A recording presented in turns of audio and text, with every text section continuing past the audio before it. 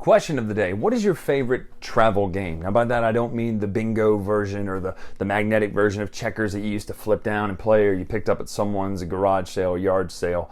No, what's your favorite game that you can play easily in an airport, heck,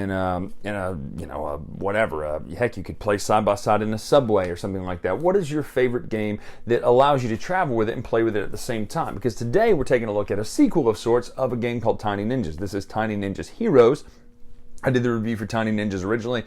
Fun game, like it. I like how it's all constructed inside of the box and you play in the box. You can literally play everything in the box and just have that. You can sit that in your lap if you needed to.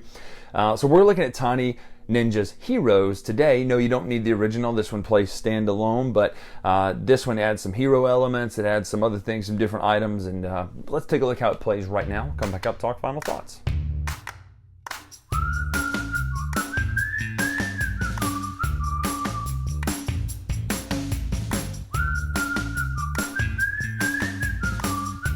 So here we are set up with Tiny Heroes Ninjas.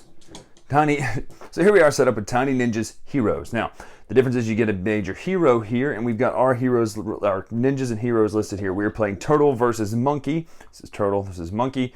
Blue versus Red. Want to see something cool? Yep, that's a magnet. Love that. Anyway, point being, you play through this two-player fighter. It's a grid-based fighting game, kind of Final Fantasy Tactics a little bit, using these characters. And I've done a review on the original Tiny Ninjas, and this one's system is very similar, but it basically follows the same sense. You're going to get income. So at income, you're going to gain an energy point. Now, energy points will be spent to use on certain things. You then can move. You got 3 movement points. Each ninja, you can move up to up to 3 spaces. They can't jump over each other, so you might have to do some fancy shenanigans here, kind of to open up a spot. You can move those 3 spaces. Then the next thing is you can do action, so that would be buy a shield. So when you buy a shield, it costs 2 energy points. You would put it in a line here. This row now contains a shield, so you could protect these 2 people with that shield. That's one of the options you have. You could also discard any 2 items. Now the items are these cards up here that have different stuff, and you start with 2 potions, by the way.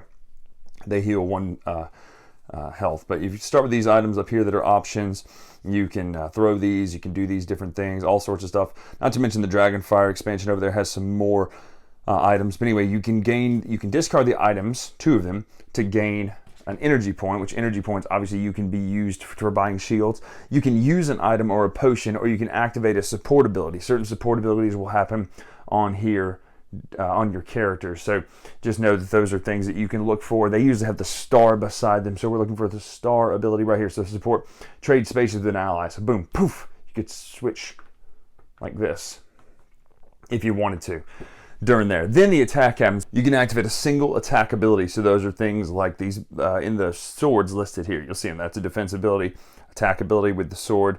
All these are options. So let's just say we move our turtle here, and we're going to attack right there. So the turtle has batons. So I can attack, deal that amount of damage in 2 directions. So I could actually, if I was able to get here, I could hit boom, boom if I wanted to. So let's just say, so then you roll the Tiny Ninjas dice. Now there's a couple of interesting things about this. It has a numerical system, a black and white system, and then a multicolor system also for this dice, because what it is 3 different times you might roll the dice. For us, we're looking for the color. We're not interested in the number or the black or white.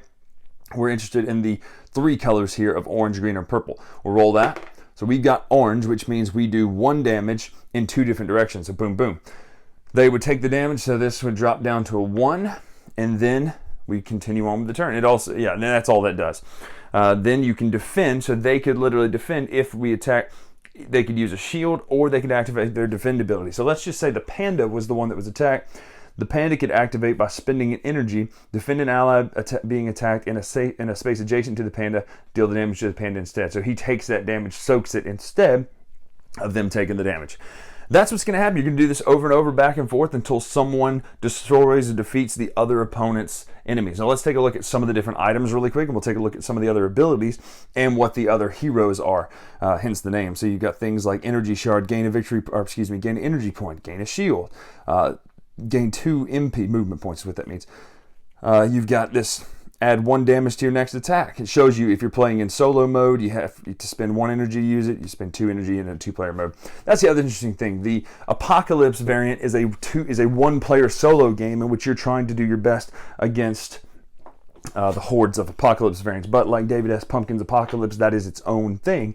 We're focusing on the main game, the 2-player version right now. But let's look at the rest of the heroes really quick. So we have Baby and Tantrum Baby. You love this. You defeat Baby, he comes back as Tantrum Baby. So you've got these different attack. Diaper Blast. My gosh, it does a lot of damage. But can only be activated by Tantrum Baby, so that makes sense. There's the turtle who we're playing as. You got Fireball out there with the Queen. You've got the monkey who has suplex, obviously a German suplex because, I mean, that's just much more painful. Or belly to belly, maybe, who knows. So you have those. And then in the Dragonfire expansion, I just want to show you really quickly some of these, the other heroes, because that's the main thing here. You've got Angry Kitty. You've got this dragon. That is just killer. Obviously, there's some notes of somebody there. You know who I'm talking about. You have the alien here, pretty awesome. Princess there, and then you have the vampire. I love Vampire Ninja. That is one of the coolest looking little art things. So that's how you play Tiny Ninja's Heroes. You're going to do that, rinse and repeat till someone gets destroyed. I like, first and foremost, how self-contained this game is. The magnet in the energy pond is just chef's kiss good because it just makes sense. It really commits to the bit. And it's not a bit to where it's a gimmick of like, oh, see what we did and put in a box. No, it's thought of and maintained, and then it feels like the box was added later to where, hey, wouldn't it be cool if we could just do this all in the box? I like that. I think that really works for this game. Anyway, that's the design element of it. Art is cute. I like this cutesy style art. I love the way the dice look. I like that they count down their health. I like that the cards really make sense. The iconography makes sense. I like the multi-use dice faces. I think that's a pretty cool thing. Multi-use dice faces and just one dice instead of, okay, now you roll the attack dice, you roll the... It's just one dice. And I like that. I think that's pretty cool. It changes based on the card. So this feels a little bit more like HeroClix or Unmatched than a traditional board game. It's a really neat, tight fighter that does what it does, and it does it really well. It doesn't pretend to be something mass and grand scale. It's not trying to be Warhammer. It is what it is. It knows what it does, and it does it really well. That's the best compliment I can give for it because it's not trying to overextend itself. I like the way the art looks. It fits this style, this cutesy style. You wouldn't want some super realistic thing in this self-contained box. That really goes with it. I like the diversity of the items, that there's so many different things you can use to really boost, and they're not overpowered. I like the heroes. They're all unique. They all have a cool feel to them. They're fun. So I'm a big fan of how this game plays. If you didn't play the original, I would say get this one just because the extra elements that are there. This one has a lot to offer. So Tiny Ninja's Heroes. I'm Bryan Drake on the Dice Tower. I like this one. I think you'll like it too if you're interested in 2-player combat. But also, not talking about it so much on this one, but the Apocalypse is a single-player variant. So if you're a single-player gamer and you're always looking for an itch to scratch that you can play a fighting game, one player, this is a good one for that. So I'm Bryan Drake here on the Dice Tower. Make sure to follow us on Twitter, Instagram, etc. at Dice Tower Bryan. Until next time, we'll see you.